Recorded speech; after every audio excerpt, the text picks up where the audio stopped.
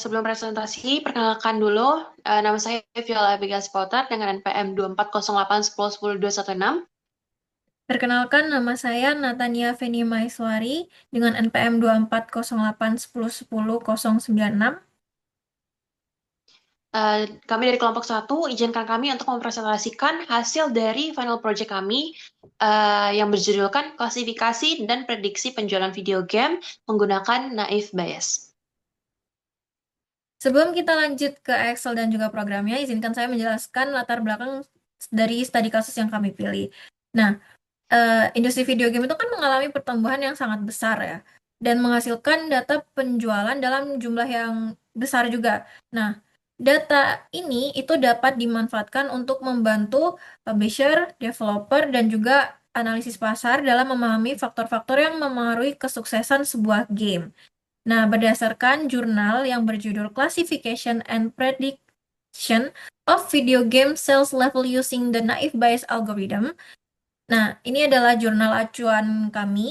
Nah, pada jurnal ini itu menjelaskan permasalahan utama yang diangkat itu bagaimana sih mengklasifikasikan tingkat penjualan video game ke dalam kategori low, medium, dan high berdasarkan karakteristik internal game yaitu genre dan juga platform.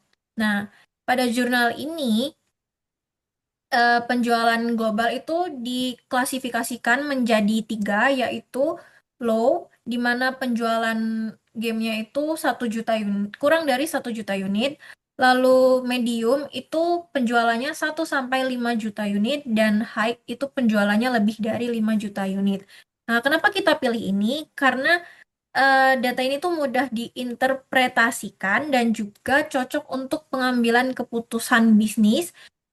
Lalu data ini tuh efektif untuk digunakan dalam klasifikasi probabilistik seperti Naive Bayes. Nah, sekarang bisa lanjut ke Excel-nya.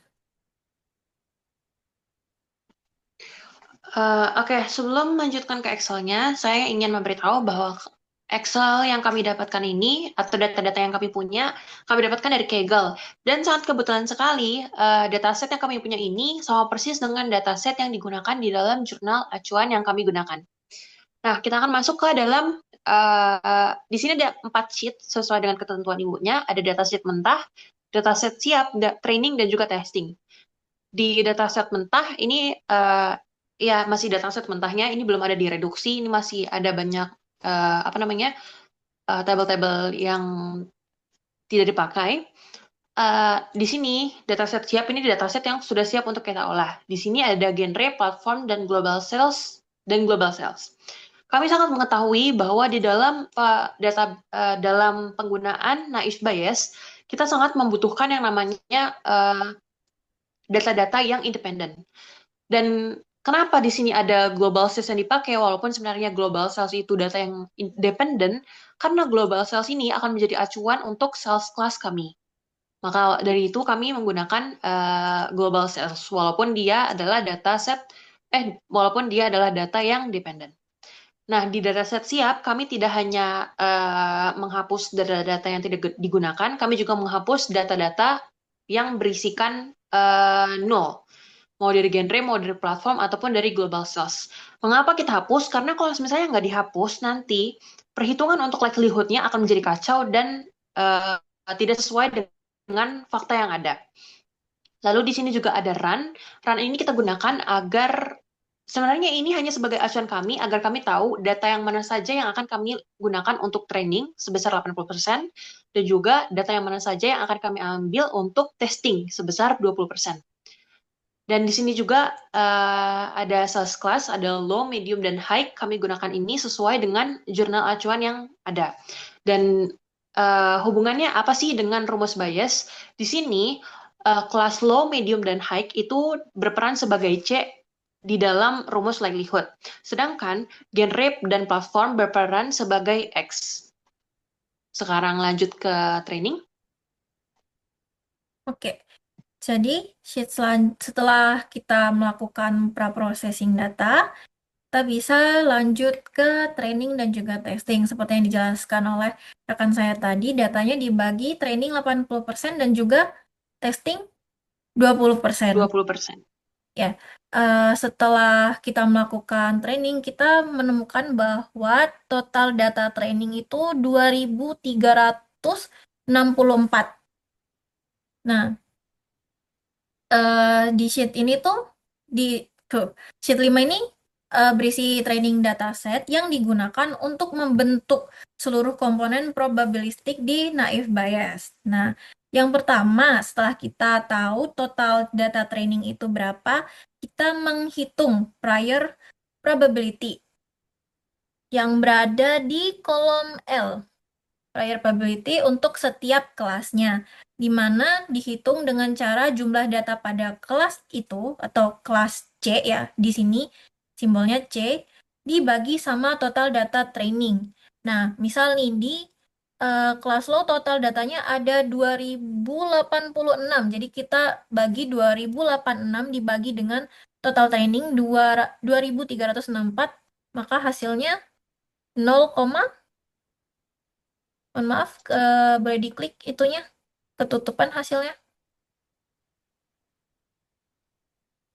Hasil ya hasilnya 0,88 Hasil apa? sekian. Ya. Nah, lakukan juga kepada kelas medium dan juga kelas high.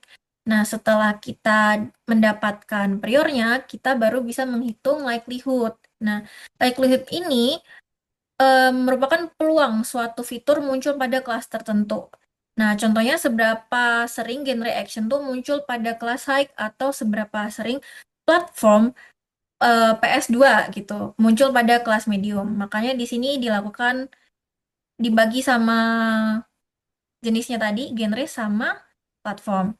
Setelah Platform. kita menghitung likelihood ini, kita bisa menghitung ini likelihood dikalikan sama prior. Nah, ini tuh untuk menentukan suatu data termasuk ke dalam kelas apa sih? Karena kan nggak tentu ya, eh, genre itu genre action tuh masuk high, nggak tentu genre action tuh masuk kelas low gitu. Oke, sekarang kita masuk ke sheet-nya testing. Setelah melakukan training dengan data yang 80%, kita masuk ke dalam akhirnya testingnya. Testing ini hanya menggunakan 20% daripada data yang kita punya. Nah, di testing ini, sebelum itu kita harus tahu testing ini untuk apa sih? Untuk apa sih testing ini yang digunakan untuk menguji model? Pada tahap ini, untuk setiap data testing, sistem menghitung posterior probability untuk setiap kelas.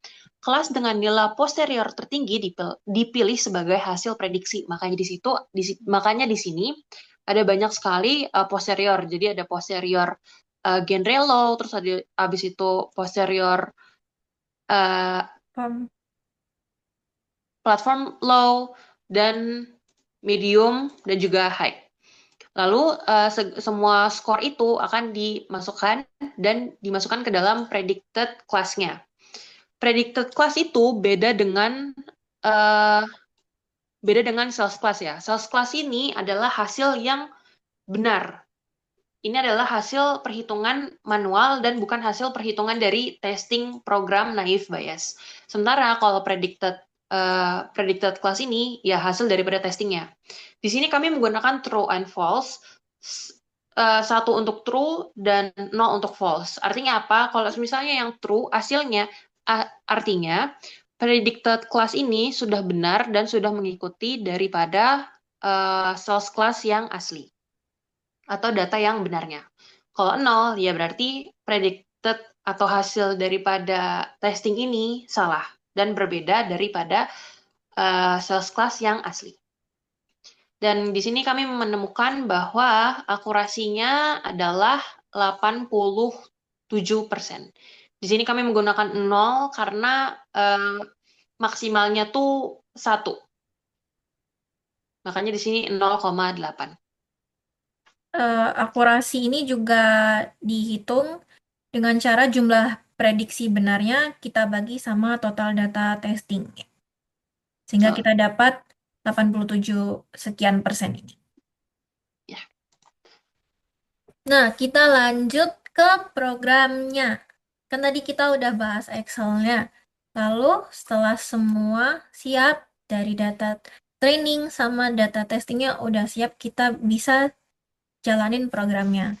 Oke, sebelum kita jalanin programnya, izinkan aku jelasin dulu. Oke, di sini kita mengimport beberapa library standar C++. Nah, yang pertama ada IOStream. Ini digunakan untuk input dan output seperti cin dan juga cout. Lalu ada library fstream digunakan untuk membaca file CSV. Nah, file CSV-nya itu ya adalah file CSV training dan juga file CSV testing. Lalu ada library ssstream, di mana ini tuh berfungsi untuk memecah satu baris string menjadi beberapa bagian. Nah, selain itu kita juga pakai vektor untuk menyimpan data secara dinamis. Map untuk menyimpan pasangan key value seperti frekuensi kelas. Terus ada algoritma juga untuk mencari nilai maksimum saat menentukan hasil prediksi. Nah, terus yang using namespace std itu biar nggak nulis std titik dua berulang-ulang kali. Nah, di sini kita pakai struct. Struct data ada di mana struct ini tuh mempresentasikan satu baris data video game. Nah, variabelnya ada genre, ya menyimpan genre gamenya. Lalu ada platform, menyimpan platform game.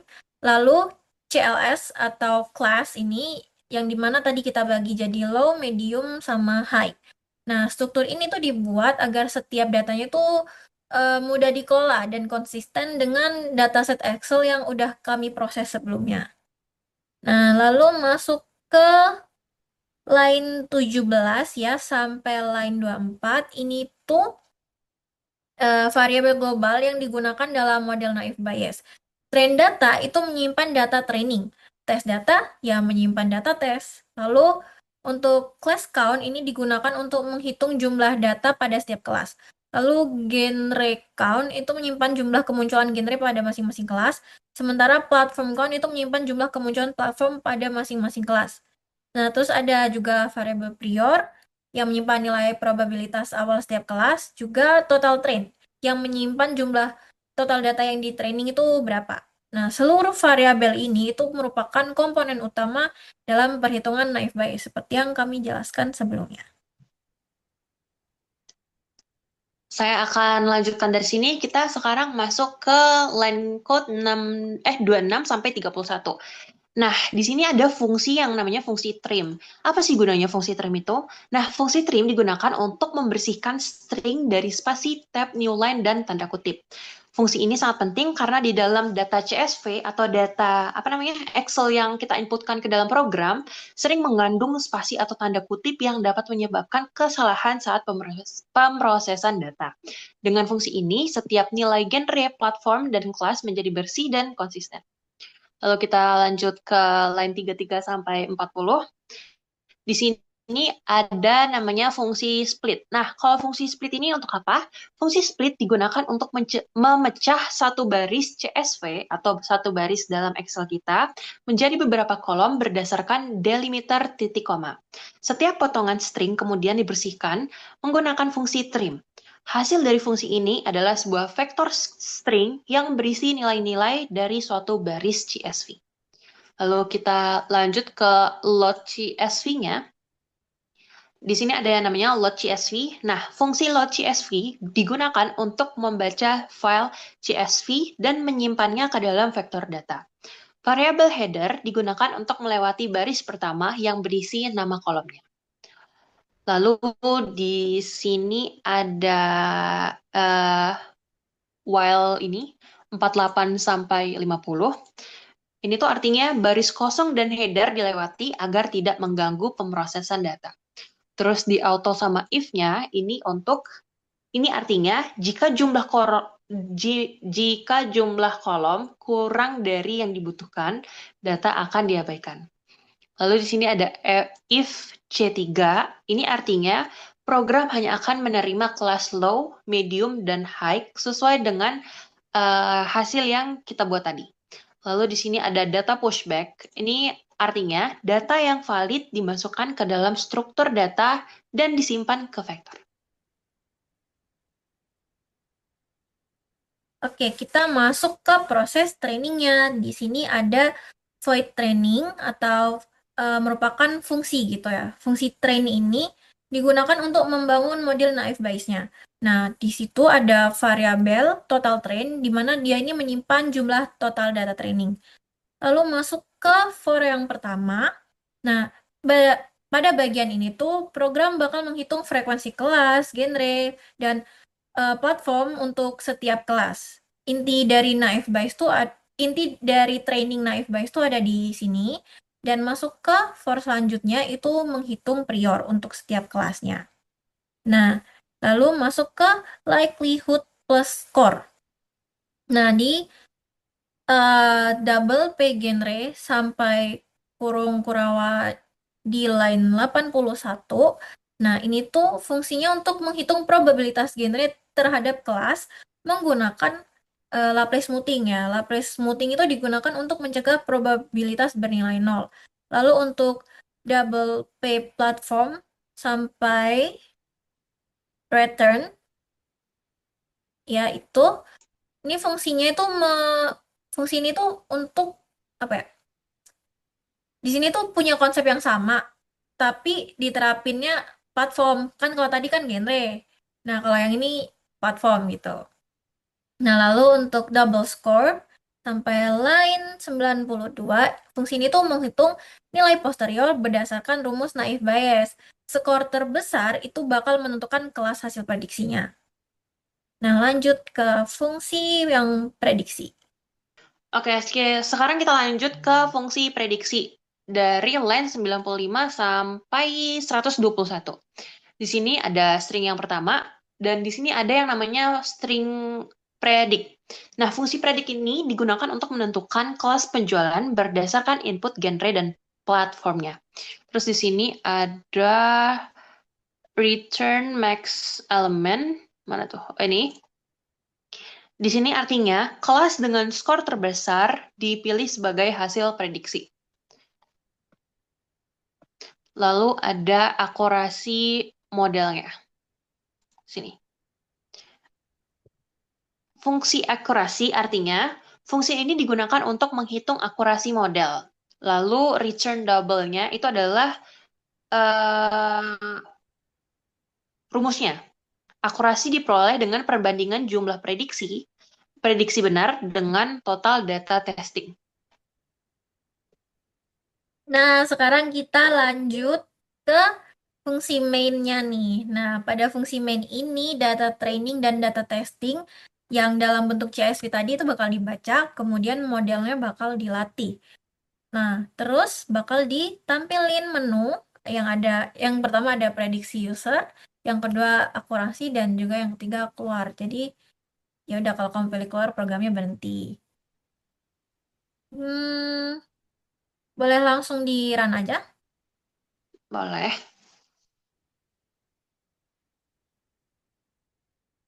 Kelihatan? Lihat nggak? Oke.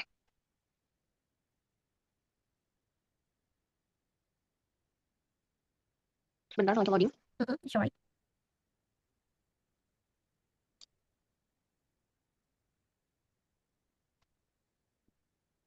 Oke. Kita masih kecilan ya? Mm-mm. Tambah Ini. itu. Ya. Oke. Kita coba menu yang ke satu dulu ya.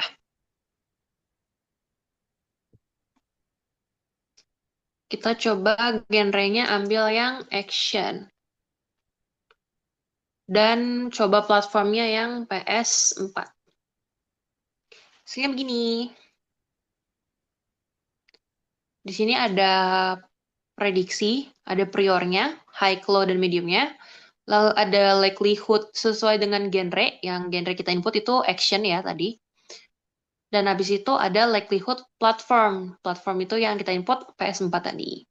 Lalu masuk ke perhitungan posterior, dan hasilnya adalah low. Sesuai dengan data yang sudah kita masukkan di dalam Excel dan dimasukkan ke dalam program. Kalau menu yang kedua, itu isinya cuman akurasi dari program Program aja. ini. Ya, sesuai yang kita bilang tadi di Excel, akurasinya adalah 87%, koma sekian. Udah? Kalau kelar ya udah. Udah kelar. Ya, dengan demikian program ini merupakan implementasi lengkap algoritma naive Bayes. Oh ya, apakah tadi saya udah menotis bahwa di sini kita pakai jenis naive Bayes multinomial ya, makanya tadi step by stepnya kayak gini. Nah, di mana ini tuh mencakup dari pra-processing, terus training, prediksinya, dan juga evaluasi dari akurasinya sampai bisa jadi program kayak gini. Seluruh proses ini tuh yang pasti itu udah kami sesuaikan dengan dataset dan teori yang digunakan dalam penelitian. Sekian dari kelompok satu. Mohon maaf apabila ada kesalahan kata yang kami gunakan. Terima kasih sudah menonton.